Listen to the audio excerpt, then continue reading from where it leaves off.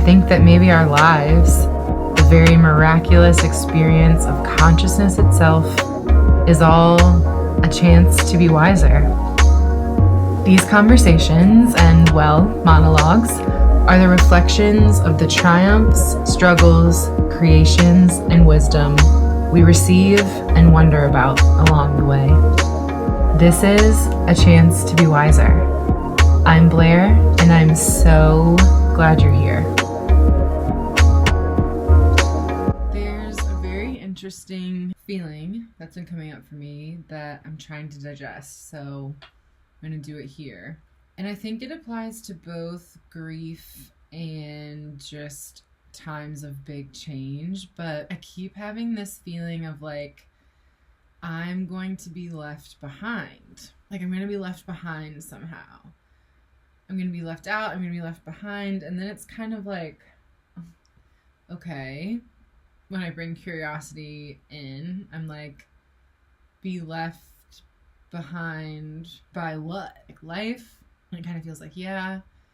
And of course, tied up in that, it's like bigger themes like people, opportunities, community, everything.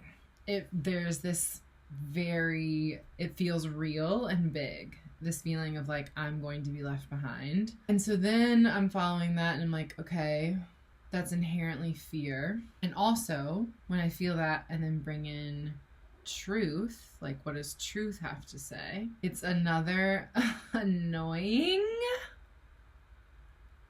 reminder that we are the creators, and intrinsic to the feeling like I'm going to be left behind is a belief that I'm in the back seat of an outside force's will.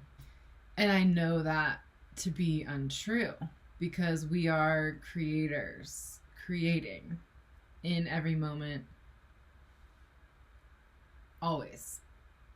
And so the annoying thing, and it makes me want to cry, honestly, is like when I'm feeling like I'm going to be left behind, the remedy is remembering that that's up to me.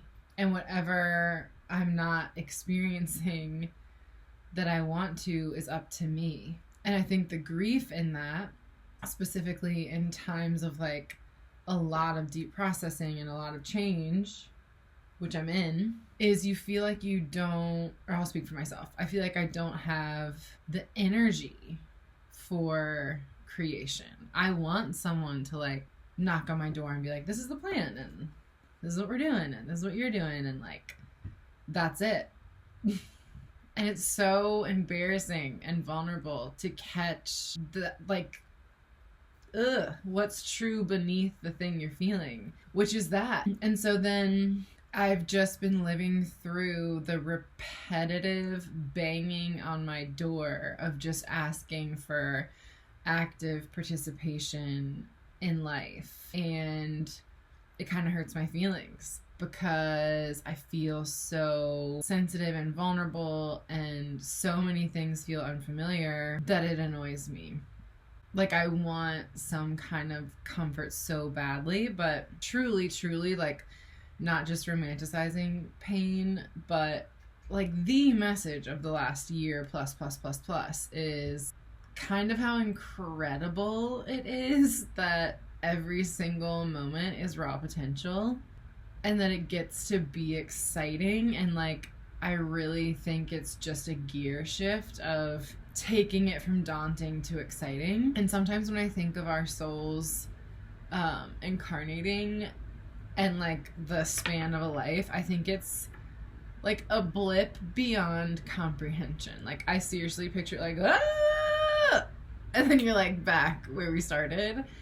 And if that's true, and it's such a miracle, and there's lots of ancient texts and wisdom and channeled works that describe pretty consistently that an embodied experience, an incarnation, a soul living in a human body, or maybe any body, is such a privilege and such a sought after experience. And so being aware of that in every moment is kind of overwhelming and daunting. But yeah, I want to like try and make this clearer, but I guess I just wanted to work through and share for anyone that can relate that I am like just deeply getting my sea legs in that gear shift of embodying the creator that I am and you are, and trusting her and creating the momentum to stay in that place, and being brave enough to not believe old stories that feel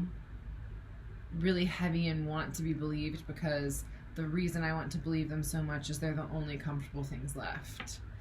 And even though something like a belief that doesn't serve us or makes us feel sad or wrong or weird, you wouldn't think those would be crutches when you need comfort, but they're inherently comfortable because they're familiar. They are deeply familiar.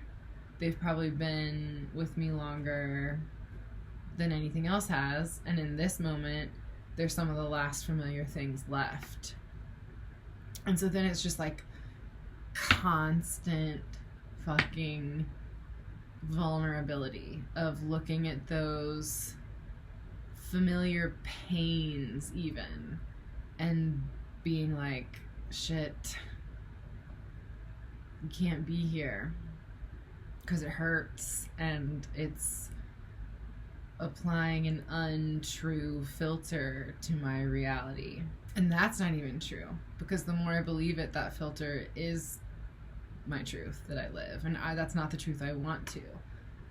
And so then it's like watching this cycle of like, I want something different for myself, I want something better for myself, I want this life for myself with these different beliefs and habits, and then that inherently is like puts you in a place of bare, vulnerable newness out on an island in the world, being someone you've never been.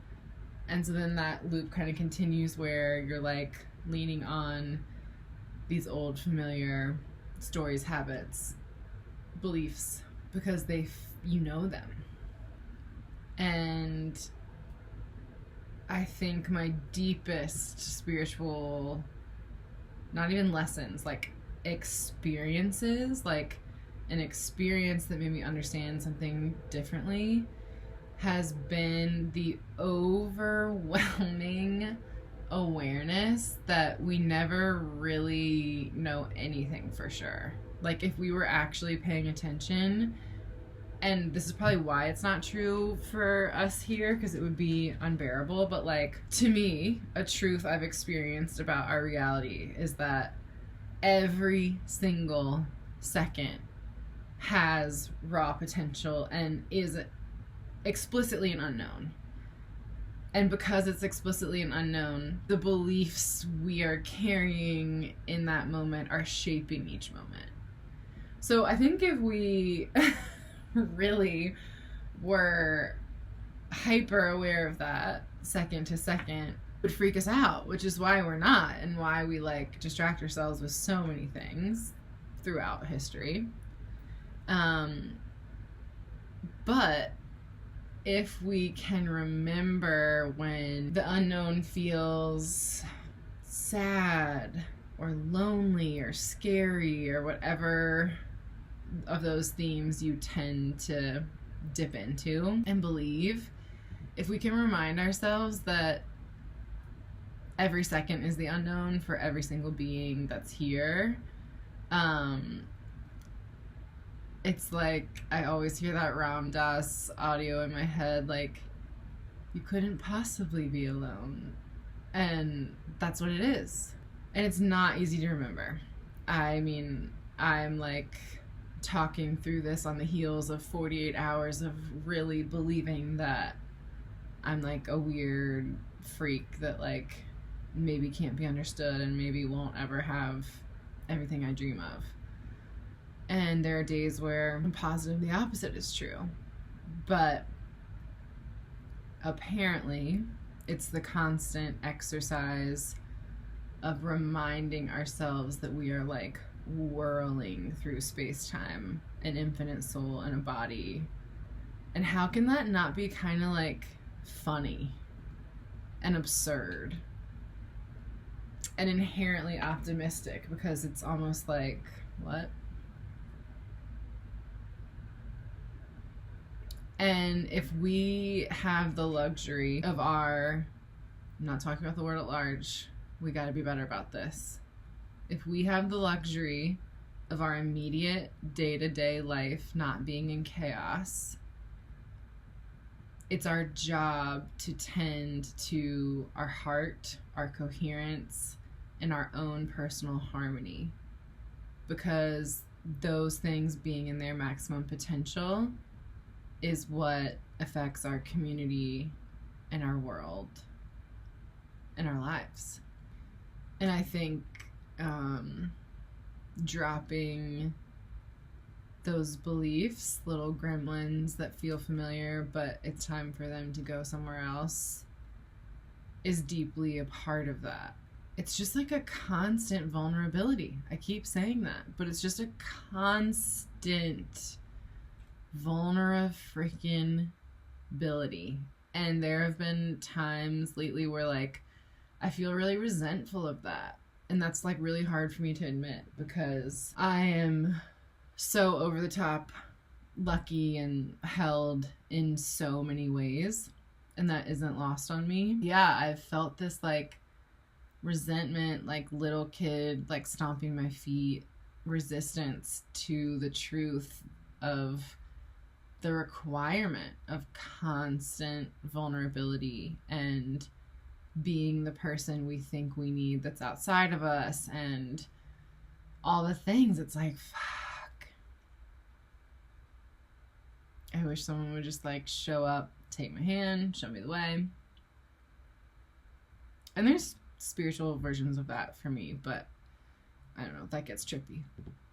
Because I was about to say, I think that's all just us anyway, but I'll digress.